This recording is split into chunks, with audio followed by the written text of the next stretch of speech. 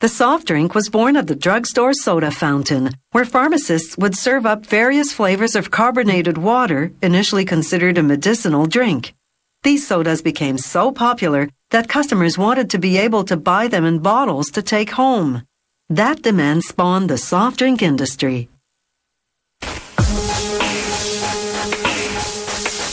In 2003, almost 195 billion liters of soft drinks were sold around the world.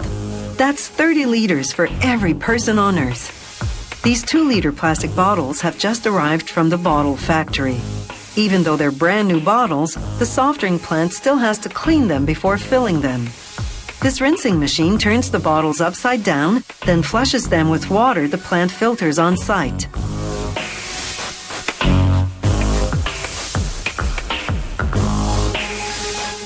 Once the water drains out, the machine turns the bottles right side up again, and they make their way to the filling station. Meanwhile, in the mixing room, technicians prepare whatever soft drink they'll be bottling in this production run. Each recipe begins with filtered water. It makes up 86% of the drink. The rest is syrup. Each syrup recipe is a combination of carefully measured ingredients, natural and artificial coloring and flavoring, and one or more of various types of sugar, such as glucose or fructose, extracted from beets, corn, or cane. This machine releases the right proportion of syrup to filtered water, creating the final soft drink minus the bubbles.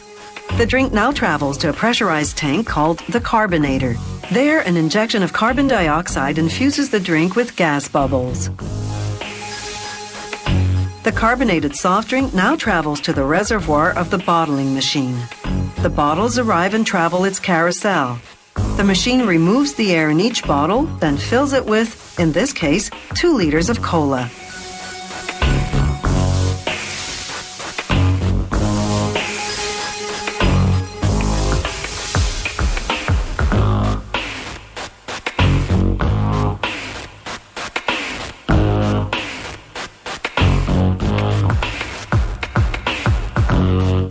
Now onto the capping machine. The caps come down a chute propelled by filtered air. The machine twists a cap on the part of the bottle called the crimp, intertwining the threads of the cap and crimp tightly to hermetically seal the bottle. Next stop, labeling. The machine's roller applies cold glue to one metal plate after another. Each plate then grabs a label and applies it to a bottle.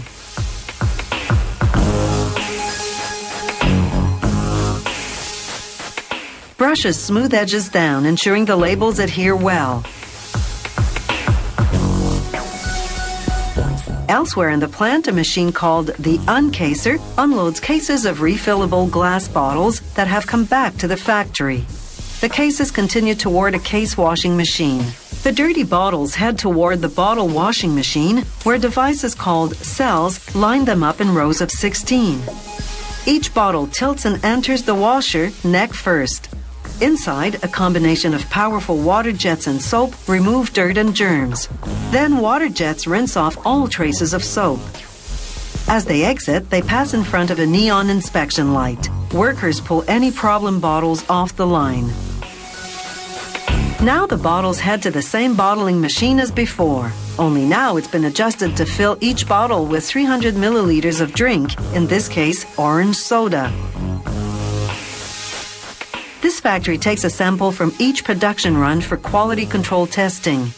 The lab technicians check such things as the dilution ratio of syrup to water, the carbonization level, and the airtight seal.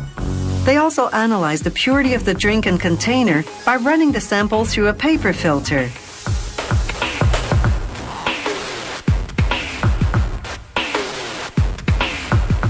They put the filter into a petri dish containing the nutrients needed to grow microorganisms. Then they incubate at a precise temperature and observe if any bacteria grow.